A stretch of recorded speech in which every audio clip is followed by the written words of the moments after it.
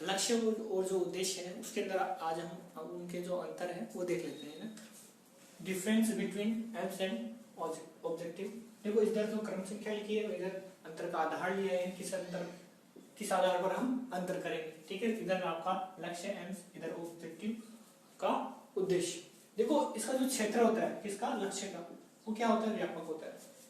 मैंने पहले बता दिया था, यानी आप क्या कर रहे हो, एक देशभक्त बनाना चाहते हो विद्यार्थी को, वो क्या है आपका लक्ष्य है, वो क्या है आपका लक्ष्य।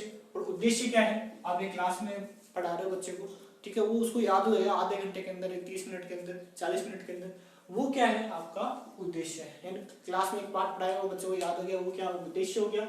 और एक अच्छा नागरिक बनाना क्या हो गया आपका लक्ष्य हो गया। ठीक है, इसका जो क्षेत्र होता है व्यापक होता है, सारे जो विषय है सब इसमें शामिल है। बच्चा सारे सब्जेक्ट पढ़ेगा तो ही एक अच्छा नागरिक बन पाएगा। ठीक है, इसका उद्देश्य क्या होता है, सीमित होता है कि इसका क्षेत्र है उद्देश्य का वो सीमित होता है और शिक्षण विषय तक रहता है। यानी आपने हिंदी पढ़ाई, सामाजिक पढ़ाई, साइंस पढ़ाई, मैथ पढ़ाई, वहीं तक वो सीमित होता है। फिर है कथन।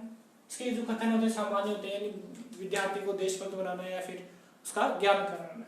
इसमें क्या विशिष्ट या निश्चित होते हैं, यानी आप क्लास में आते हो, उससे पहले लेसन प्लान बनाते हो, आप विशिष्ट उद्देश्य लिखते हो कि ज्ञान अवबोध ज्ञान उपयोग। तो विद्यार्थी विज्ञान के जो आपका जो प्रकरण है या सामाजिक प्रकरण है उससे संबंधित जो जानकारी है उसके बारे में प्रत्याभिज्ञान स्मरण कर सकेगा। यानी वो सब आप विशिष्ट रूप से लिखते हो, निश्चित करते हो। फिर ये प्रभाव कैसा होता है, कक्षा को परोक्ष रूप से प्रभावित करता है। यानी जो बच्चे हैं आपको सामने से नहीं दिखा देगा कि बच्चे का क्या लक्ष्य है। ठीक है, वो बच्चा अपने आप पढ़ेगा, पढ़ने वाला क्या वो उसने अपना लक्ष्य का निर्धारित कर रखा है। तो ठीक है, यहाँ क्या है, आप कक्षा को परोक्ष प्रत्यक्ष रूप से प्रभावित करता है उद्देश्य। क्यों, क्योंकि आप क्लास में जाओगे, उससे पहले लेसन प्लान बना के जाते हो, तो उद्देश्य निर्धारित करते हो, उसके अनुसार पढ़ाते हो, तो आप आंखों देखे प्रभावित करते हो। फिर है प्राप्ति।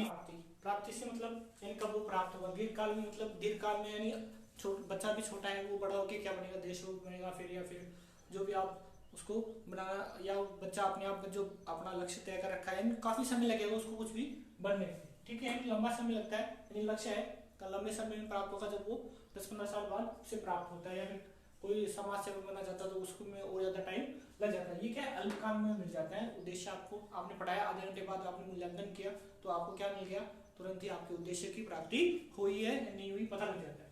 फिर है परिभाषा। अब लक्ष्य है उसको परिभाषित करना ही कठिन है, यानी उसकी जो आप कोई डेफिनेशन जो अच्छा नहीं कर सकते। इसकी उद्देश्य की परिभाषा सरल है, ज्ञान क्या है, अवबोध क्या है, उनके बारे में आप परिभाषित उनको कर सकते हैं। फिर है शिक्षा।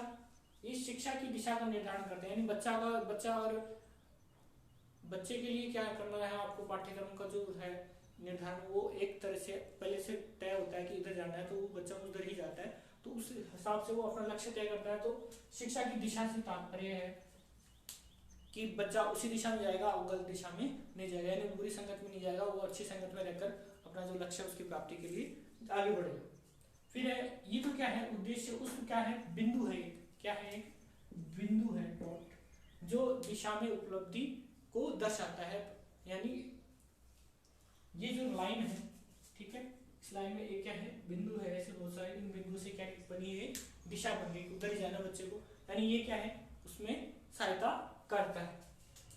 फिर है सहायता शिक्षण रचना में नहीं, ये क्या करते हैं कि शिक्षण जो रचना है, यानी आपने लेसन प्लान बनाया उसके अंदर लक्ष्य आपको कोई सहायता नहीं करता। ठीक है, और ये लेसन प्लान में कौन सहायता करता है, आपका उद्देश्य बनाते हो। ठीक है, वो आपको लेसन प्लान में सहायता करता है कि आपको ये बच्चे को पढ़ाना है, किस तरह से पढ़ाना है, किस तरह से उसमें रुचि अभिरुचि जागृत हो। फिर है उत्तरदायित्व। उत्तरदायित्व से तात्पर्य जो संपूर्ण विद्यालय समाज और राष्ट्र का उत्तरदायित्व होता है लक्ष्य को निर्धारित करने में। जितना अच्छा देश होगा, जितना अच्छा समाज होगा, जितना अच्छा विद्यालय होगा, वैसा ही अच्छा लक्ष्य निर्धारित कर पाएगा। यानी हमारे देश में अच्छा लक्ष्य निर्धारित करने से सब अच्छे बनते हैं, कोई आतंकवादी नहीं बनता। और जो आतंकवादी देश है वहाँ क्या करते हैं, ये सब कुछ उनका लक्ष्य ही क्या होता है, आतंकवादी बनाना। तो वहाँ पर क्या है, जिम्मेदार कौन है, वहाँ पर विद्यालय समाज और राष्ट्र होता है। ठीक है, यहाँ क्या है पाठ्य वस्तु और शिक्षा है। इसका जो लक्ष्य जो निर्धारण उद्देश्य निर्धारण में ये सहायक होता है। जैसी पाठ्य वस्तु होती है वैसे ही क्या करते हैं उद्देश्यों का निर्धारण किया जाता है। जैसी शिक्षा व्यवस्था वैसे ही उद्देश्य का निर्धारण किया जाता है। फिर है प्रकृति, ये अनिर्दिष्ट यानी आदर्शवादी होता है। यानी कैसे, भाई ऐसा होना चाहिए, यानी ऐसा होगा, ठीक है। हम बोलते हैं ना कि मैं ये बन सकूंगा। ये क्या होता है, विशिष्ट होते हैं, ये क्या होते हैं, व्यवहारिक होते हैं, वास्तविक रूप में हमें प्राप्त होते हैं। हमने आधा घंटा पढ़ा दिया बच्चों को तो हमें क्या तुरंत ही वो मिल जाएंगे आधे घंटे के बाद, यानी वो व्यवहारिक रूप से प्राप्त हो जाते हैं। आदर्शवादी पता नहीं कब होंगे, 10 साल होंगे, 20 साल बाद प्राप्त होगा क्या, लक्ष्य, और जबकि उद्देश्य तुरंत ही आपको आधे घंटे बाद, 30 मिनट बाद मिल जाते हैं। फिर है संभव, पूर्ण प्राप्ति संभव नहीं, हो भी सकती भाई, हाँ या ना, हाँ या नहीं, भाई बड़ा होके ये अच्छा देशभक्त बन पाएगा नहीं बन पाएगा, वो एक सामंजस्य, या फिर अच्छा नागरिक बन पाएगा या नहीं बन पाएगा, वो हमेशा उधेड़-बुन रहती है। ये व्यवहारिक होते हैं, अतः प्राप्ति संभव। जैसे आपने आधे घंटे बच्चे को पढ़ाया तो उनके आपको पता लग जाएगा ये प्राप्त होंगे या नहीं होंगे। फिर एक भाव कैसा रहता है, ये क्या होता है, अप्रत्यक्ष, दिखाई नहीं देता। आपको थोड़ी ना पता है कि बच्चे का लक्ष्य ये है, न बच्चे को नहीं पता, वो बाद में लक्ष्य निर्धारित करता है और उससे आंखों के सामने वो दिखाई नहीं देता लक्ष्य, और वो मन ही मन उसको लक्ष्य को रखता है। ये क्या होता है, प्रत्यक्ष, यानी आपके आंखों के सामने रखते हैं, आपने खुद ही उसको हाथों से लिखकर तय किया। फिर है संबंध, देखो कैसा होता है, शिक्षण उद्देश्य निहित होते हैं इसमें, यानी जो उद्देश्य है वो किसमें निहित है, लक्ष्य में निहित होता है, यानी जुड़े हुए होते हैं। यानी ये इतना व्यापक है कि ये किसको संबंधित करता है, उद्देश्य को रखता है, ठीक है। उद्देश्यों से लक्ष्य प्राप्ति होती है, यानी उद्देश्य है, बहुत सारे उद्देश्य मिलकर क्या बनाएंगे, लक्ष्य बनाएंगे। यानी एक क्या है, एक लाइन है, ठीक है, लाइन में डॉट डॉट डॉट, वो क्या है, सब मिलकर एक क्या बनाएंगे, लक्ष्य की तरफ दिशा बना रहे, तो वो लक्ष्य की प्राप्ति के लिए उद्देश्य सहायक होते हैं। फिर एक उदाहरण देखिए, व्यक्तित्व विकास, राष्ट्रीय एकता, ये क्या है, हमारे क्या है, लक्ष्य होते हैं। एक अच्छा इंसान बनाना, एक देशभक्त बनाना, राष्ट्र की एकता के सूत्रों के लिए एक अच्छा नागरिक बनाना। इसमें क्या होता है, ज्ञान अवबोध, ज्ञान उपयोग, अभिरुचि अभिवृत्ति, ये सब क्या है, उद्देश्य होते हैं।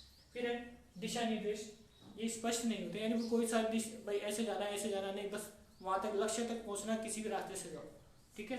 आपका जो लक्ष्य है आप कैसे भी पहुंचो, ऐसे जाओ ऐसे जाओ ऐसे जाओ, उसमें क्या होता है कि स्पष्ट होते हैं, भाई आपको आधे घंटे कैसे पढ़ाना है, आपकी शिक्षण विधि पूरी तय होती है, ऐसे आपको अपने उद्देश्य प्राप्त करने होते हैं। यानी जो टीचिंग मेथड है वो फिक्स होता है, इसके अनुसार पढ़ाना है तो उसी के अनुसार आप पढ़ाते हो और आपका जो उद्देश्य है वो प्राप्त हो जाता है।